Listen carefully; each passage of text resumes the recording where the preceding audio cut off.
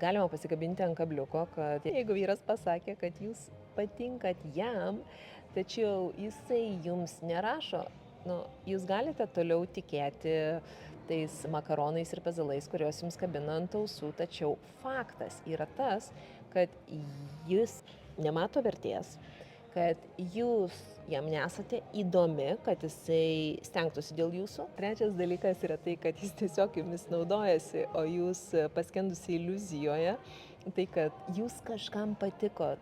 Toliau toje iliuzijoje skęstate. Kas susikelia iliuziją? Iliuziją susikelia moteris, ne vyras. Vyras ateina ir paprastai sako, žiūrėk, man dabar gera su tavim, aš noriu su tavim apturėti ten tokių ir anokių reikalų ir viskas gerai. Tai gali būti, vienas susitikimas, tai gali būti vienos nakties santykis, tai gali būti kažkas tai, ką jisai gavo, jisai nuėjo ir pamiršo, jis neturi emocinių įsipareigojimų. O moteris tokiu atveju tada, įklimpsta emociškai, ypatingai jeigu ji yra toje vyro medžiojimo stadijoje, ji pasirenka įkristi į iliuziją. Ne? Skaitykit, kaip sakant, tarp eilučių, mielos moteris. Vyras nerašo. Ne? Vadinasi, nelabai jis jumis domisi.